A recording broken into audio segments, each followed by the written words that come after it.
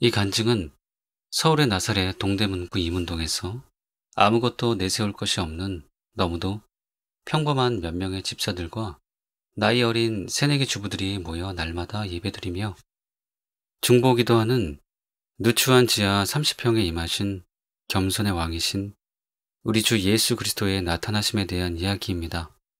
초라하고 무능한 무명의 아줌마 성도들을 사용하여 놀랍고 아름다운 일을 행하신 예수님의 행전이며, 또한 자기밖에 모르던 철없던 주님의 신부들이 신랑 되신 예수님의 지고지순한 사랑에 감격하여 그분의 심장에 들어가 함께 아픔과 고통을 나누며 통곡한 눈물의 여정입니다. 이 간증을 읽으시는 모든 분들이 모든 인류의 유일한 사랑이시고 위대한 왕이신 예수님을 더욱 갈망하고 사랑하게 되기를 간절히 소원하며 이 글을 시작합니다. 특별히 이 간증을 통해 이 나라와 민족을 위해 이름 없이 빚도 없이 금식하며 철야하며 눈물로 중보했던 세계 도처와 이 땅의 무명의 중보자들에게 한없는 존경과 감사와 사랑을 전하고 싶습니다. 왜냐하면 이 간증에 되어진 일들은 저희 까닭에 일어난 일이 아니라 수많은 이 땅을 위한 중보자들의 눈물의 결실임을 알기 때문입니다. 저희는 여러 해 동안 모일 때마다 늘 민족 복음화와 이 나라의 번영을 위해 나라의 여러 문제들을 가지고 그 문제가 해결될 때까지 구체적으로 중보하며 간구하였습니다. 그런 중보의 과정을 통해 저희에게 애국애족의 마음이 증가되고 깊어지면서 예언적인 중보가 저희에게 임하여 무엇을 어떻게 중보해야 하는지를 알게 하셨습니다. 실제로 기도를 통해 태풍의 진로가 바뀌거나 약화되거나 자연 소멸되기도 하고, 때로는 나라의 많은 어려움들과 문제들이 간구했던 내용대로 응답되어 해결되는 것을 매스컴을 통해 확인케 되는 일이 여러 번 있었습니다. 그럴 때 저희는 기뻐하며 주님을 찬양하였고 중보의 기름 부음이 더욱 강력하게 부어졌습니다. 그러던 가운데 저희는 2003년 5월경에 우연히 토미테니 목사님의 책 하나님, 당신을 갈망합니다 라는 책을 접하면서 충격을 받고 심각하게 회개하기 시작했습니다. 나름대로는 진심으로 주님을 사랑하기를 원하였고 기쁘시게 해드리기를 원하였지만 실상은 자신을 더 사랑하고 아직도 마음이 세상에 있는 것을 깨달았고, 무엇보다도 주님은 지금도 살아 역사하시는데 우리 가운데 그 살아 역사하심이 나타나지 않는 것이 너무 부끄럽고 안타까웠습니다.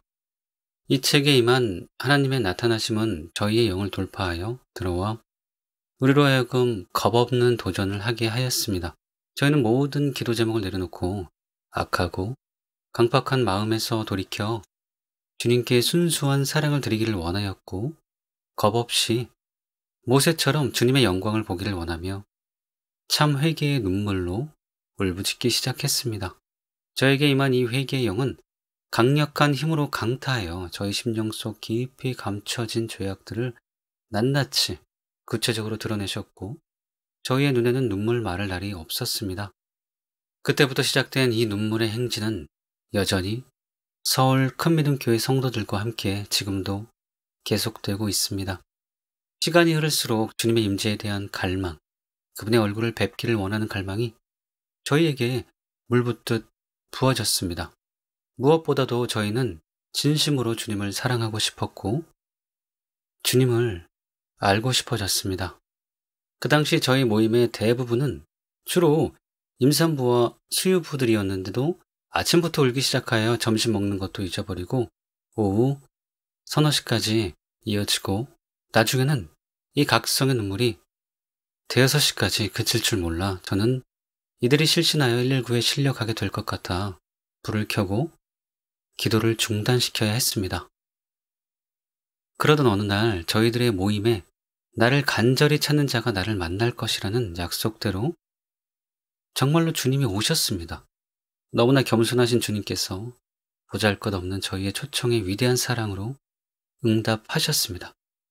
거룩하고 위험하신 성령의 임재에 갑자기 사람들이 쓰러져 몇 시간씩 일어나지 못했고 칼에 찔린 듯 비명을 지르며 온몸으로 뒹굴고 울며 회개하고 몸에 진동이 와서 떨기 시작하고 환상을 보고 사로잡혀 누워서 주님의 말씀을 대언하거나 입신하며 거룩한 웃음이 터져 배를 잡고 구르기도 하는 이전까지 전혀 일어나지 않았던 새로운 현상이 나타나면서 저희는 어찌할 바를 몰라 당황했습니다.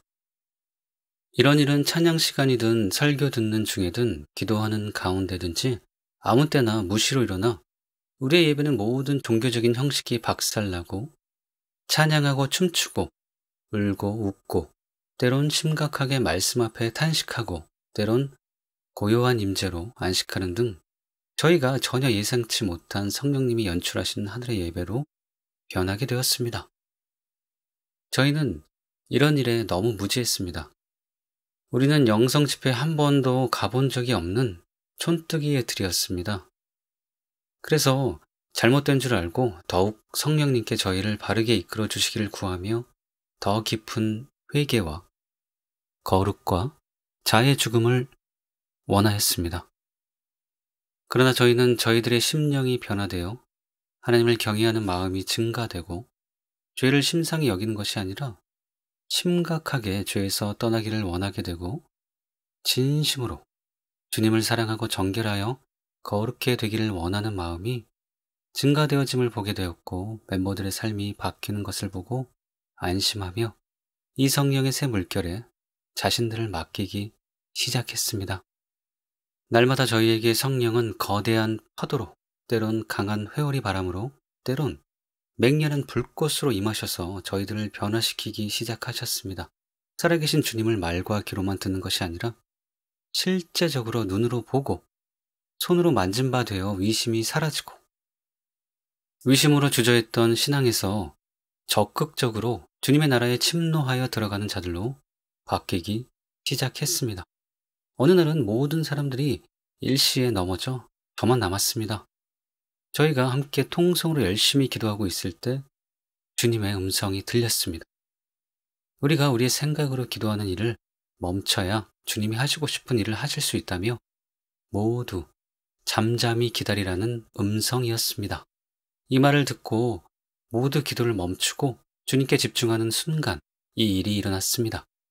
너무나 거룩한 주님의 임재에 제 심령이 녹아내리며 저절로 제가 극악한 죄인임이 깨달아져 한없이 울었습니다.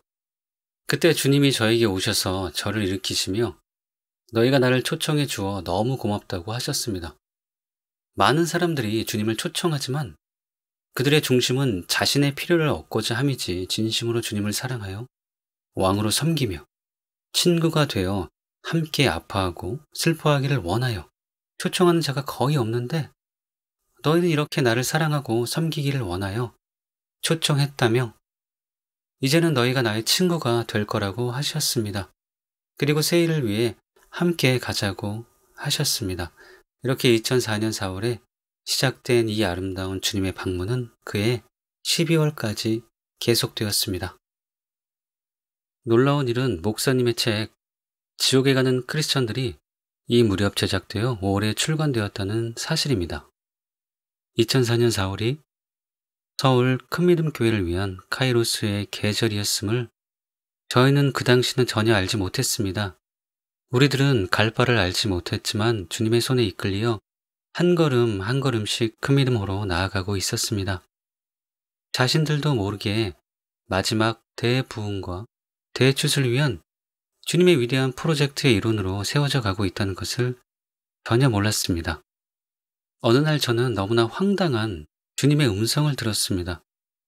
이것은 임운동의 부흥이다. 펜사콜라의 기적을 능가하고 아주사의 부흥처럼 전 세계로 흘러가게 될 부흥의 출발이다. 그리고 환상을 보았습니다. 작은 불이 임운동에서 서울 전체로 그리고 전국으로 다시 전 세계로 번져나가는 것을 보았습니다. 저는 제 자신을 의심했습니다. 도저히 가능성이 없고 믿을 수가 없어 사라처럼 웃고 말았습니다. 그러나 주님은 그때 저희 영에 서울 큰믿음 교회를 잉태시키셨고 기한이 되어 낳게 하셨습니다. 누구도 예기치 못한 너무나 평범한 아줌마들을 사용하셔서 이 일을 하실 줄 저희는 정말 몰랐습니다. 사람으로서는 할 수 없을 때 하나님은 하실 수 있었습니다. 이때부터 저희의 모임은 완전히 새로운 차원의 계시적인 중보로 들어가게 되었습니다.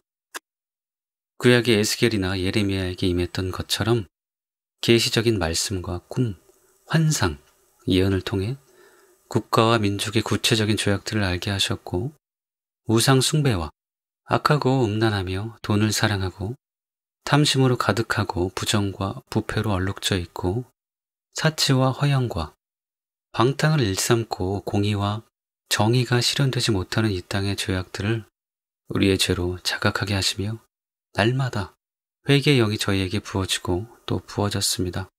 이렇게 크고 급한 바람처럼 회개의 영이 강타하면서 저의 모임은 통곡과 눈물의 바다로 변했습니다. 너무나 준엄한 주님의 음성이었기에 저희는 금방이라도 나라가 무너질 것 같아 온몸과 영으로 절규하며 울부짖었습니다. 그러나 이것은 시작이었습니다. 어느 날 다시 주님의 비장하신 음성을 들었습니다. 너희가 진심으로 나를 사랑하느냐? 너희가 나를 위해 정말로 죽을 수 있느냐? 주님은 온전한 헌신과 온전한 자기 부인과 온전한 순종을 원하셨습니다. 저희는 주님의 그 요구가 너무나 합당함을 인정하였지만 우리가 너무나 이기적이고 완악한 죄인임을 알았기에 이 물음에 예전처럼 쉽게 대답할 수 없어 근심하며 성령님께 도움을 요청하였습니다. 실제로 부흥이 오면 우리는 춤추며 즐거운 일만 있을 줄 알았습니다. 그러나 부흥은 죽음을 요구하였습니다. 그 당시 우리는 모든 것을 내려놓아야 했습니다. 하고 싶은 모든 것과 가고 싶고 얻고 싶은 자신의 모든 위지를 주님께 전부 드려야 했습니다. 우리로서는 절대로 할 수 없고 주님의 은혜만이 가능함을 알았기에 간절히 기도하였습니다. 무언가 아주 중요한 비밀한 새 일을 일으키실 것을 여러 가지의 방법으로 계시하였기에 절대로 주님의 마음을 아프시게 하거나 실망시켜 드리거나 배신하지 않고 진심으로 주님을 위해 죽을 수 있도록 간구하였습니다. 이 간구에 주님은 응답해 주셨고 저희는 전혀 예측할 수 없지만 이 엄청난 주님의 비밀한 일에 마음을 다하고 힘을 다하고 뜻을 다하고 목숨을 다하기로 온전한 헌신을 결단하였습니다. 그 당시 저희 모임에는 10여 명이 넘는 영아들이 있었습니다. 이 아이들과 함께 거의 10시간 가까이 날마다 주님의 임재 안에서 죄악된 모든 본성이 말씀의 검에 찔려 깨뜨려지고 보혈에 잠기어 씻기고 성령의 불로 태워져 소멸되고 상한 마음이 치유되어 고침받고 변화되는 이 일을 인내하기는 쉬운 일이 결코 아니었습니다. 또한 가족들과 남편들이 이해를 하지 못해서 그로 인한 고통도 만만치 않았습니다. 그들은 우리가 잘못되어 그렇게 오랫동안 울고 집에 오지 않는 줄 알았기에 염려되어 힘들게 하였습니다. 그러나 우리 모두는 부인할 수 없는 주님의 사랑과 위험 앞에 저절로 굴복되어 아무도 불평하지 않고 잠잠히 인내할 수 있었고 이 모든 것은 전적으로 주님의 은혜였습니다. 우리의 헌신 앞에 주님의 일은 급물살을 타고 빠르게 흐르기 시작하였습니다. 주님께서 한국교회의 영적 실상을 말씀하기 시작하셨습니다. 말씀이 바르게 가르쳐지지 않아 성도들이 회개하지 않고 참된 믿음이 없고 말씀대로 순종하며 사는 성도가 적으며 수많은 성도들이 구원받지 못하고 지옥으로 가고 있다는 것을 알게 하셨습니다. 또한 많은 목사들이 양들을 좁은 길로 인도하지 않고 자신의 안전과 보장을 위해 넓은 길로 가게 하여 멸망케 하고 있으며 양들에게 신령한 꼴을 먹이는 데는 관심 없고 오직 교회 성장, 즉 교인 수가 늘어나고 교회를 확장하여 부욕해 되는 일에 마음이 빼앗겨 있는 것을 너무도 아파하셨습니다. 참된 목자가 적고 삭군 목자들 때문에 수많은 양들이 늑대와 이리에게 약탈당하여 지옥으로 가고 있는 것을 차마 볼 수 없어 울부짖으며 통곡하시는 주님의 마음이 부어지기 시작하면서 저희에게 아버지의 심장이 이식되어 우리의 지하 처소는 통곡의 방이 되었습니다. 주님은 너무도 단호하고 엄한 음성으로 주님을 입술로만 사랑하고 마음은 멀고 교만하고 완악하여 하나님을 만홀히 여기며 멸시하는 이 땅의 성도들의 그릇된 태도와 잘못된 모습들, 특별히 회개를 원치 않고 세상을 사랑하며 음란과 방탕으로 무절제하며 성경을 멸시하는 오만함을 지적하시며 참된 회개를 촉구하시는 시간이 매일 반복되었습니다. 이 모든 일은 한국교회 목회자들이 회개를 외치지 않고 교인들의 비위를 맞추며 자신들뿐 아니라 성도들을 거룩으로 이끌지 않고 무엇보다도 주님께로 인도하지 않아 발생된 것임을 알게 하셔서 저희는 두렵고 무섭고 놀라 어찌할 바를 몰랐습니다. 우리는 그때까지 당연히 많은 크리스천들이 진심으로 회개하고 참된 믿음을 소유하고 있으며 날마다 죄와 싸우며 거룩을 추구하고 주님을 사랑하는 신부들로서 천국에 갈 거라고 믿었기에 처음에는 너무도 놀라서 이 계시들을 무시하려고 애썼습니다.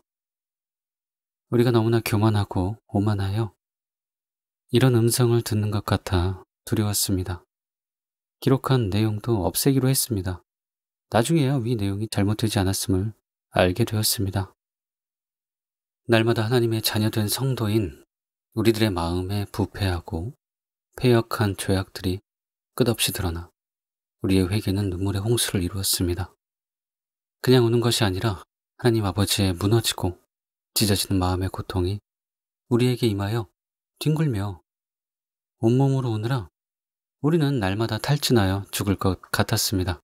그러나 한국교회를 향한 주님의 진노가 영으로 너무도 생생히 느껴져 내 이름으로 일컫는 내 백성이 그들의 악한 길에서 떠나 스스로 낮추고 기도하여 내 얼굴을 찾으면 내가 하늘에서 듣고 그들의 죄를 사하고 그들의 땅을 고칠지라는 역대야 말씀을 붙들고 우리와 모든 한국교회의 지도자들과 성도님들의 죄를 용서하시고 이 민족을 불쌍히 여기시고 살려달라고 무조건 우리에게 긍휼과 자비를 베풀어 주시라고 생명을 담보한 피의 중보가 저희에게 부어졌습니다.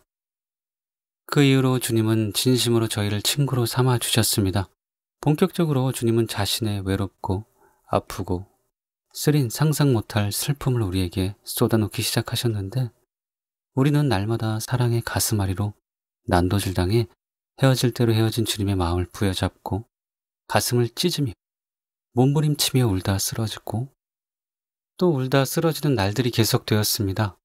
하늘과 땅의 모든 권세를 가지시고 절대 주권을 가지셨지만 사랑 때문에 아무것도 행하시지 못하시고 무능한 존재처럼 죄인들에게 멸시받고 천대 받으시고 이용만 당하시는 그분의 슬픔과 사랑을 위해 그분은 십자가를 지셨는데 사랑으로 마음과 마음을 주고받을 진실한 친구를 얻지 못해 여전히 채워지지 못한 주님의 텅 빈 가슴을 주님은 저희에게 주셨습니다.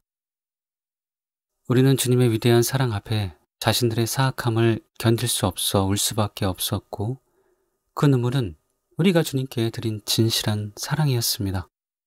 이 간증을 정리하기 직전 저는 환상을 보았습니다. 잃어버린 아이를 찾아 미친 듯이 헤매는 넉나간 어미가 되신 주님, 죽어가는 자식을 품에 안고 살려달라고 미친 듯이 울부짖으며 실신한 어미의 모습이 되신 주님이 보였습니다. 바로 주님은 이 심정으로 저희에게 임하셔서 누가 나와 함께 이 지옥으로 가는 나의 자녀들을 위해 중보하며 바른 길로 인도하여 천국으로 이끌어 주겠는가 탄식하며 날마다 통곡하셨습니다. 우리는 너무나 마음이 아팠습니다. 왜 영원토록 존귀하신 주님이 죄인들 때문에 이렇게 슬퍼하시고 아파하셔야 하며 우셔야 하는지 왜 만왕의 왕 되신 주님이 누추하고 초라한 죄인인 우리에게 애원하셔야 하는지 저희는 이 일에 미랄되기를 원하였습니다.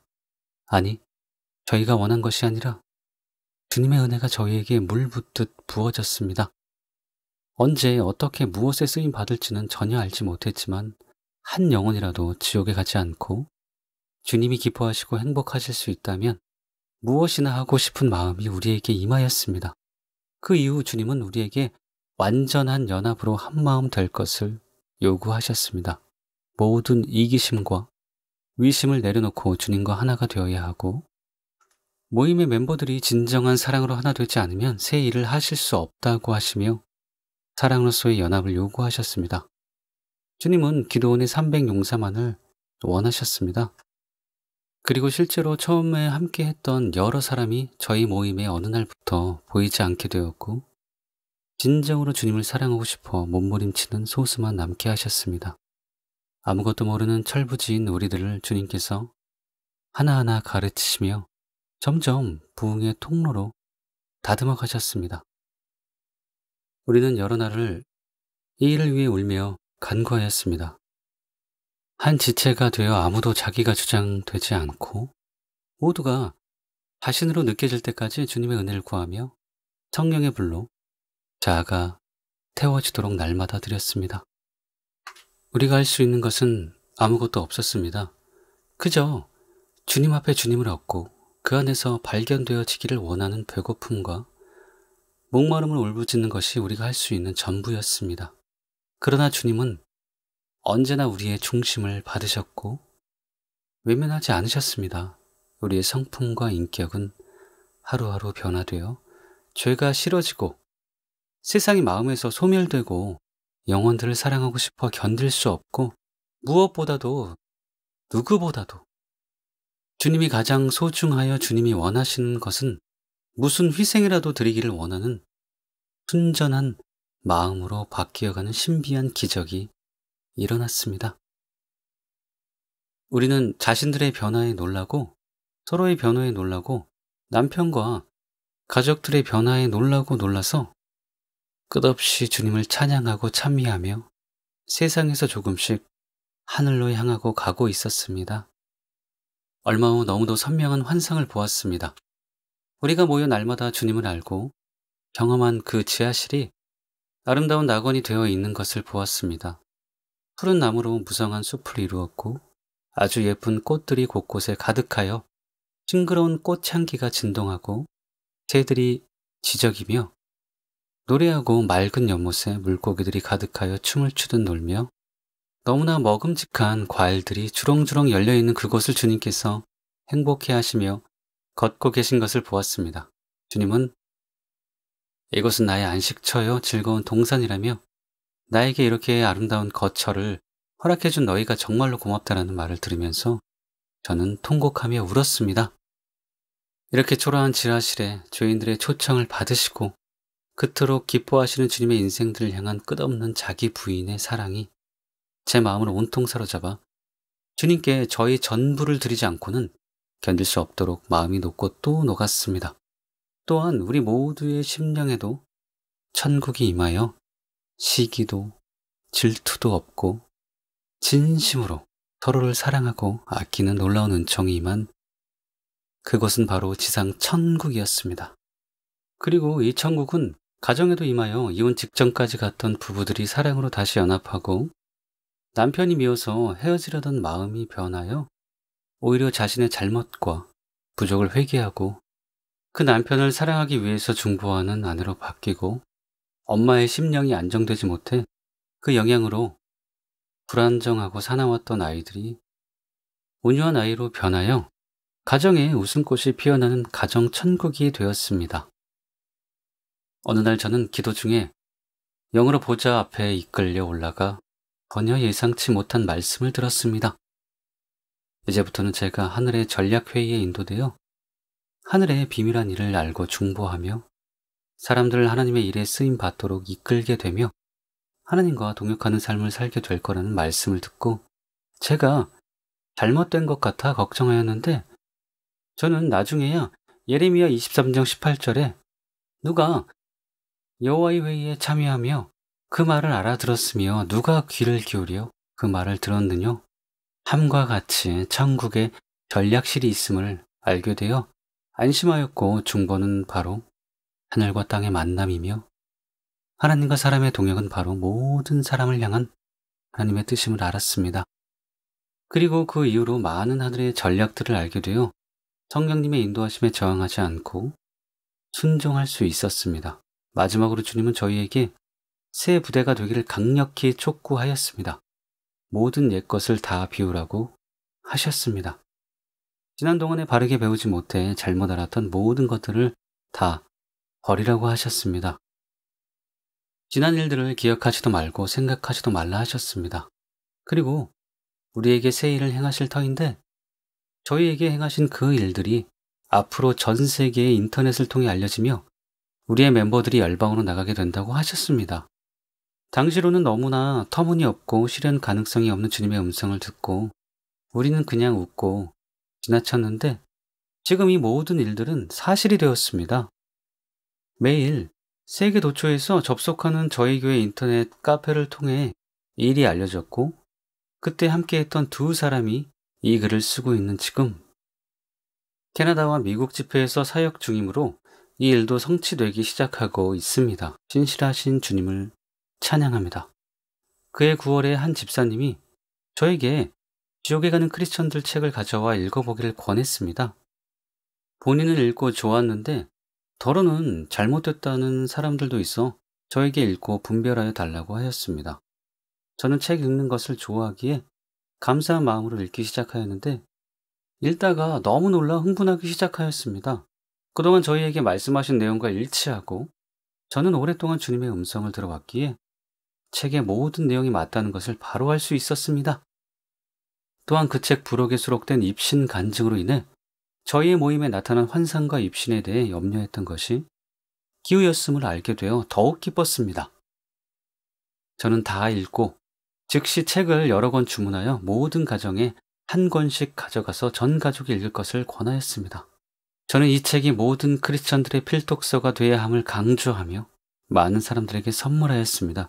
이 책을 읽고 난 후 저는 우리나라에 이렇게 말씀을 바르게 깨닫고 성도들을 바른 길로 이끌 수 있는 목사님을 준비하신 주님의 은혜에 감사하며 하나님이 이 땅을 버리지 않았고 우리의 중보가 헛되지 않았음을 기뻐하며 그것으로 만족하였습니다. 저는 변 목사님을 우리가 평생 못 뵐지라도 한국교회를 위해 이 교회가 잘 되기를 중보하자고 하였습니다. 그런데 우리는 너무도 엉뚱한 응답들을 받기 시작했습니다. 꿈과 예언을 통해 우리가 변승우 목사님의 사역을 도와 목사님을 향한 주님의 뜻이 이루어지도록 헌신해야 한다는 내용의 메시지를 이 사람, 저 사람이 받기 시작하였습니다. 저는 너무 놀라고 당황스러웠고 그리고 변승우 목사님과 울산 큰믿음교회가 궁금하기도 하여 교회 카페에 들어가 목사님의 동영상 설교를 들었고 비로소 얼굴도 처음 뵈었습니다. 우리는 날마다 교회 카페에서 목사님의 설교와 글들을 통해 우리 영혼의 목마름과 허기진 배고픔을 채우고 울산에 설교 테이프를 주문하여 밤낮으로 듣고 또 들었습니다. 우리는 영으로 변 목사님이 우리를 생명의 길로 이끄실 참된 목자임을 확신할 수 있었고 하나님께로 온 분임을 알 수 있었습니다. 그러나 우리는 너무나 위화했습니다. 이 땅에 너무도 훌륭한 사람들이 많은데 정말로 주님께서 무능하고 미련한 우리를 택하셨을까? 아무려면 하나님께서 귀히 쓰시는 목사님을 위해 우리같이 비천한 자들을 사용하실까? 우리는 이런 고민으로 인해 그해 11월에 변 목사님께서 서울 새생명 선교 중앙교회에 오셔서 부흥회를 인도하실 때 모두 참석하여 특별한 은혜를 받았지만 목사님께 인사조차 못하고 돌아왔습니다. 나중에 주님은 자격은 바로 나를 사랑하는 것, 그것이 전부이다라고 하셨습니다. 그 후로 주님은 머뭇거리는 저희를 엄히 책망하시며 속히 우리의 영적 본토, 친척 아비집을 떠나라 명하셨습니다. 저희에게는 그 일이 너무나 큰 아픔이었고 고통이었지만 주님께 우리를 드리기로 헌신하였기에 순종하기로 결단하였고 그 과정 속에 많은 어려움이 있었습니다.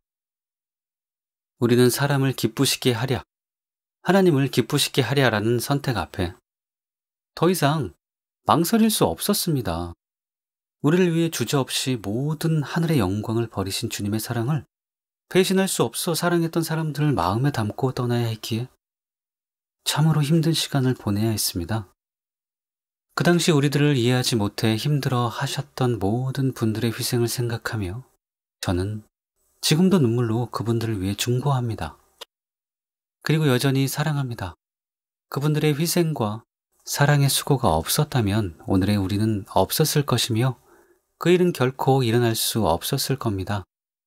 주님은 우리가 머뭇거리는 것을 허락지 않고 2004년 12월 31일까지 모든 것이 정리되도록 이끄셨습니다. 그리고 2005년 우리는 목사님을 섬기려면 울산으로 가야 한다는 생각을 하였기에 이 일을 위해 기도하였습니다. 그러나 주님의 생각은 우리의 생각과 달랐습니다. 목사님은 마지막 때 이 나라와 세계 열방의 영혼들을 살리기 위해 그리고 북한 선교를 위해 하나님의 특별한 은총 가운데 세우시는 분이기에 우리가 울산으로 가는 것이 아니라 목사님이 서울로 오셔야 하며 우리는 그 일을 위해 서울에 큰 믿음 교회를 세워야 한다고 하셨습니다.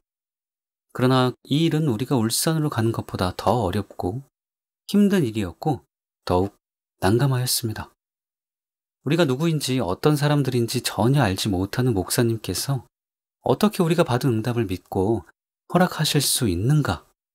아무리 생각해도 쉽게 받아들이는 것이 불가능한 일인지라 막막하기만 했습니다. 그러나 주님께서 우리로 하여금 1월 11일부터 13일까지 대구에서 열리는 목사님 집회를 가도록 강권하셔서 무겁고 힘든 마음으로 10명이 내려갔습니다. 그런데 우리는 예상치 못한 주님의 계획에 심장이 멎을 뻔했습니다. 목사님이 부흥회가 시작되는 첫날 첫 시간에 강단에 서서 처음으로 하신 말씀이 이것은 아직 비밀인데요. 그런데 제가 왜 이 자리에 이 말을 하는지 저도 잘 모르겠습니다. 우리는 서울의 큰 믿음 교회를 세우기로 잠정적으로 결정했습니다. 이원 사역자들을 통해 주신 주님의 음성은 북한 선교를 준비하고 저희 사역이 열방으로 뻗어나갈 발판을 마련하고 대부흥과 대추수를 위한 용사들을 훈련시킬 수 있도록 서울에 교회를 세우라고 하셨습니다. 정말로 저희는 온몸에 소름이 돋고 심장이 멎는 줄 알았습니다. 이렇게 저희는 대구에서 목사님을 처음 만나 저희가 주님께 받은 똑같은 응답을 말씀드리고 서울로 올라와 기다렸습니다. 그리고 저희들은 서울 큰믿음교회 개척 모임을 이문동, 저희가 중보기도해온 그곳에서 시작했고 목사님의 허락을 받아 본격적으로 개척을 준비하였습니다. 그 과정 중에 누구보다도 목사님과 사랑하는 울산 큰믿음교회 성도님들의 아픔과 희생이 컸지만 적시에 하나님께서 전혀 예상치 못한 하나님의 사람들의 예언으로 도왔습니다. 당시 샴볼츠는 서울 머릿돌 교회에서 집회 도중 벼 목사님을 지적하여 불러낸 후 공개적으로 다음과 같이 예언했습니다. 울산에서 오신 목사님이시죠? 서울로 이사 오시는데 앞으로 나오세요. 문지기의 열쇠를 형제에게 드릴 겁니다. 목사님을 이 도시의 문지기로 부르셨습니다. 작은 일이 아닙니다. 하나님 이 아들에게 문지기의 그 기름 부으심을 부어 주시옵소서. 권세 있는 천사들을 이 아들에게 보내주시옵소서. 이 사람들을 위해 천상의 문을 열 수 있는 천군 천사를 보내주시옵소서. 서울에 대해서 하나님께서 축복을 증가시켜 주십니다. 비판의 말들이 있는데 왜 저 사람이 여기 왔을까 이런 음성들이 있습니다. 실제로 그런 사람들이 있었습니다. 그러나 머지않아 사람들이 형제님께 보고 배우러 올 것입니다. 지금 판단하지만 나중에 형제에게 와서 물을 것입니다. 어떻게 이렇게 빠르게 탄생시켰습니까? 어떻게 이 문을 엽니까? 이런 것을 어떻게 압니까? 물어올 것입니다. 주님께서 열쇠를 주셨습니다. 하늘에서 내려주신 그런 과제입니다. 이 열쇠를 가지고 신실하십시오. 왜냐하면 아주 큰 문을 열게 될 것이기 때문입니다. 제가 목사님에 대해서 많은 것을 알고 있지 않지만 90년도에 목사님에게 하나님께서 말씀하셨다는 건 압니다. 목사님에게 어떤 거룩한 과제를 주셨다는 걸 압니다. 서울로 이사 온 것이 그 과제를 이루는 한 과정 같습니다. 저에게 그 얘기를 해주지 않았지만 제가 그냥 보았습니다. 2년 전에 하나님께서 해라, 이렇게 명령을 주셨습니다. 그래서 여기 오신 것입니다. 그걸 존중합니다. 얼마 후 우리나라를 찾은 빌해몬 박사님은 상황을 전혀 모르는 상태에서 다시 한번 변 목사님에게 다음과 같이 예언함으로 목사님의 서울행이 하나님의 뜻이라는 것을 확증해 주셨습니다. 내가 너를 다니엘과 같이, 요셉과 같이 나의 자원으로 쓰기 위해 불렀노라. 너를 알맞은 시기에 적절한 포지션과 적절한 장소로 불러서 내 계획을 수행하는 도구가 되도록 인도하였노라. 주님께서 말씀하시길 넌 자의적으로 내 길을 택하여 걷지 않았다. 주님께서 말씀하시길 내가 지금 하늘문을 열어서 너로 하여금 사람들에게 영향력을 끼치도록 하며 너를 들어 쓰겠노라. 다니엘이 선지자적인 기름 부음을 내게 붓노라. 너는 새로운 장, 영역으로 발걸음을 내딛게 될 것이다. 내가 내게 은총을 베풀리니 이는 어느 누구에도 준 바 없고 다윗과 다니엘에게만 베푼 것이니라. 주님께서는 너의 사도적이고 선지자적인 기름 부음이 배가 되기를 원하심으로 너에게 두 갑절의 사도 선지자의 기름을 부어 주노라. 울산 크미든교회의 성도님들은 이런 예언들을 통해 목사님의 서울행이 하나님의 뜻임을 확신했고 슬프지만 기꺼이 보내드렸습니다. 그렇더라도 지금도 저는 울산을 생각하면 마음이 미어집니다. 그러나 영혼들과 하나님의 나라를 위해 헌신한 그 모든 것을 하나님께서 다 아시기에 반드시 갚아주시리라 믿습니다. 한편 저는 서울 크미든교회 개척을 준비하던 중 사탄의 공격으로 죽을 뻔했습니다. 어느 날 저는 잠자리에서 누군가가 제 목을 졸라서 잠에서 깨어났습니다. 그 순간 영안이 열려 보게 되었는데 윤곽은 사람의 모습인데 거대한 크기인 검은 형체의 사탄이 제 몸을 반으로 접은 상태에서 뒷목을 짓누르고 있었습니다. 저는 즉각 사탄이 큰믿음교회 개척을 방해하기 위해 저를 죽이려 하는 것임을 알았고 동시에 절대로 예수님 때문에 나를 죽이지 못할 텐데라고 생각하는 순간 그 손을 풀고 거실 복도를 지나 현관으로 나가는 것을 보았습니다. 그 후로도 저는 여러 번 교회와 목사님을 떠나는 사탄의 협박을 받고 죽을 것 같은 통증과 여러 모양 여러 형태의 고통을 받았습니다. 이 모든 것은 금믿음교회를 향한 하나님의 엄청난 계획으로 인해 많은 사람을 지옥으로 끌고 가려 했던 사탄의 모든 괴계가 수포로 돌아갈 것을 알기에 일어난 일임을 저는 확신합니다. 이런저런 우여곡절이 있었지만 서울 큰믿음교회의 개척은 주님의 분명한 뜻이기에 너무도 쉽게 모든 일이 순적하게 진행되어 목사님을 만나고 2개월이 채 안 된 2005년 3월 6일 방배동 성전에서 서울 큰믿음교회 첫 입당 예배를 드렸고 개척 1년이 안 되어 그 곳이 비좁아 지금의 서초동 성전으로 이전하였으나 현재 주일날 예배 청장년 출석 성도가 1000명으로 이것도 비좁아 이전할 장소를 찾고 있습니다. 이 모든 일을 영혼들을 위해 이루신 신실하신 주님을 찬양합니다. 한 가지 더 말씀드리자면 방배동 입당 예배 후 저는 주님으로부터 큰믿음교회 나의 꿈과 소망을 심었다. 이 부분은 울산 큰믿음교회 성도들이 입신하여 천국에 갔을 때 예수님께서 자주 하신 말씀 중에 하나입니다. 그런데 이것을 모른 상태에서 서울의 성도님들도 같은 음성을 들은 것입니다. 이곳에서 이 세상과 나라들과 민족들을 위해 나의 사랑을 가지고 나아갈 신실한 주님의 신부와 용사들이 일어날 것이다라는 음성을 들었습니다.